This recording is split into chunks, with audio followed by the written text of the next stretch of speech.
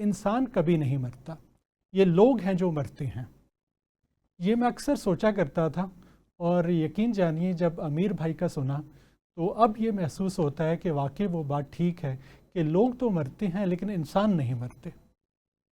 آپ کا ان سے بہت دیرینہ تعلق رہا ہے، تو آپ یہ بتائیے کہ ان کی وفات کو پاکستان کے جو سماجی اور دینی اور سیاسی حلقے ہیں وہ کس طرح سے محسوس کر رہے ہیں؟ جرجر صاحب، آپ نے بڑی خوبصورت بات کی کہ کردار زندہ رہتا ہے، فرد مرتا ہے۔ جن کا کردار اعلیٰ ہوتا ہے وہ تاریخ کے صفحات پر روشنی بن کر آنے والے نسلوں کے لیے رہنمائی کرتا ہے۔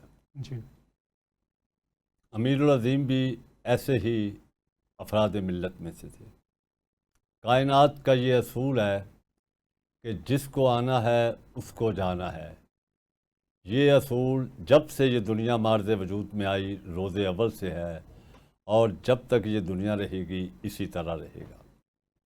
لوگ آتے اور جاتے رہیں گے، لیکن ان آنے اور جانے والوں کی داستان حیات تو کہیں نقش کہن تک نہیں ملتا۔ لیکن کبھی کبھی یہ کاروان زندگی ایسی ہستیوں کو جنم دیتا ہے کہ جن کی زندگی تو درکنار، داستان حیات کا ہر لمحہ تاریخ کا منور باب بن جاتا ہے، اور تاریخ کا وہ روشن منور باب جس سے آنے والی نسلیں مدتوں رہنمائی لیتی ہیں، جو روشنی کا چراغ ہوتا ہے اور ہر طرف روشنی پھیلاتا ہے۔ ایسے ہی افراد میں سے ایک ہمارے امیر العظیم بھائی تھے، جو چند دن پہلے وہاں چلے گئے جہاں ہم سب کو ایک روز جانا ہے۔ جو ہمارے دینی اور سیاسی اور سماجی حلقے ہیں، خاص طور پہ دینی حلقوں میں اس نقصان کو کس طرح سے لیا جا رہا ہے؟ کیونکہ دینی حلقوں میں عام طور پہ اور ہمارے جو سیاسی حلقے ہیں ان میں بہت کم لوگوں کو اتنی زیادہ رسپیکٹ نصیب ہوتی ہے جتنی امیر العظیم بھائی کو نصیب ہوتی ہے۔ یہ بات بلا شک و شبہ کہی جا سکتی ہے کہ جو پذیرائی یا جتنی عقیدت امیر العظیم کے حصے میں آئی بہت کم لوگوں کے حصے میں آئی۔ لیکن ہمیں یہ دیکھنا ہوگا کہ اس کے پس منظر میں کیا بات تھی جی، کہ لوگوں نے امیر العظیم کو اس حد تک چاہا اور اس حد تک عقیدت کا اظہار کیا۔ یہ ان کا وہ بلند بالا کردار تھا جو وہ اخلاص کے ساتھ اسلام کے لیے، تحریک اسلامی کے لیے وقف رہے۔ ان کی سب سے بڑی خوبی، شخصی خوبی، ان کی بردباری، ان کی ملن نثاری، ان کی شگفتہ مزاجی، ان کی مسکراہٹ، ان کی جرأت، ان کی نظریاتی پختگی، اور پھر دوستوں کے غمی خوشی میں شریک ہونا، یہ ان کی سب سے بڑی خوبی تھی، جس کی وجہ سے وہ تمام حلقوں کے اندر مقبول تھے۔ لیکن یہ راز ان کی موت کے بعد کھلا، کیونکہ وہ زندگی بھر نام و نمود کے قطعی طور پر قائل نہیں تھے۔ لیکن اب پتہ چلا کہ جس قدر انہیں عقیدت ملی ہے، شاید ہی کم لوگ ہوں گے جنہیں مرنے کے بعد تمام سیاسی، سماجی، دینی حلقوں کے اندر ان کی انتقال پر تعزیت کا اظہار کیا گیا اور ان کے لیے اپریشیشن کی گئی کہ انہوں نے زندگی بھر انتہائی اخلاص کے ساتھ ایک مقصد کے لیے زندگی گزاری۔ جی، اچھا سر، ایک اور چیز دیکھی گئی ہے کہ جو انسان بھی مل رہا ہے، بے شمار لوگوں نے آرٹیکل ان کے رحلت پر لکھے، باتیں ہوئیں، تو ایک چیز کی بہت زیادہ چیز ہمیں کامن نظر آتی ہے کہ ہر کوئی تقریباً ہر دوسرا بندہ یہ کہہ رہا ہے کہ میں ان کو اس لیے پسند کرتا ہوں کہ وہ میرے بہت بڑے محسن تھے، کسی نہ کسی پر انہوں نے احسان کیا، چاہے وہ بندہ چھوٹا ہے بڑا ہے، احسان چھوٹا تھا بڑا تھا، وہ ایسے تھا جیسے یعنی کہ ایک ایسا امیر بھائی ایسے کنویں کی طرح تھے کہ جو بھی ان کے پاس آیا اس کو سیراب کیا انہوں نے۔ یعنی کہ میں اگر آپ مجھے اجازت دیں تو اپنی مثال دیتا ہوں کہ ارلی 90s میں، لیٹ 80s میں میں اس وقت 17 سال کا تھا اور تو مجھے ایڈمیشن لینا تھا ہیلی کالج میں، لیکن ہیلی کالج میں کسی وجہ سے ایڈمیشن نہیں ہو رہا تھا، آخری ڈیٹ آ گئی تو میں مایوس ہو کر میں نے 2-3 جگہوں پر اپلائی کیا ہوا تھا، اس کے اسپورٹس بیس پہ بھی، کور کریکولر ایکٹیویٹیز پر بھی، لیکن جس دن فیس جمع کروانی تھی اس دن میں لاہور میں نہیں تھا۔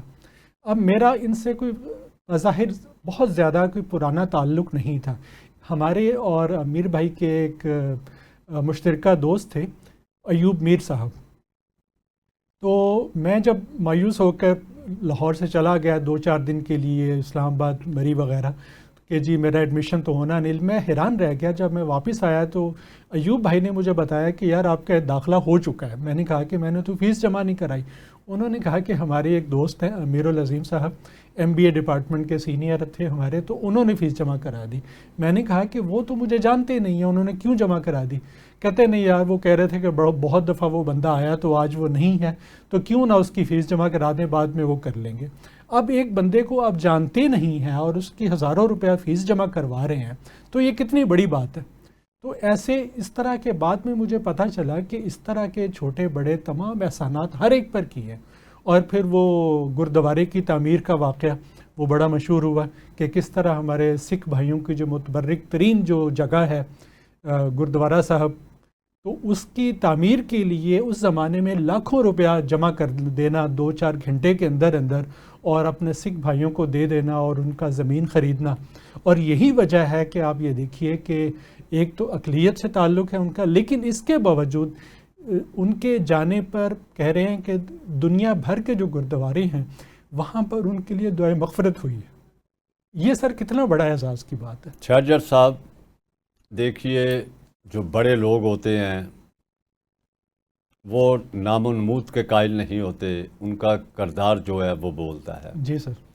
دیکھیے امیر العظیم زندگی میں کبھی بہت کم میڈیا پہ آئے، بہت کم جلسوں میں آئے، جی لیکن ہر شخص یہ گواہی دے رہا ہے کہ وہ میرے کام آئے۔ جی دراصل وہ جو بھی کام کرتے تھے اس کا مقصد رضائے الہی تھا۔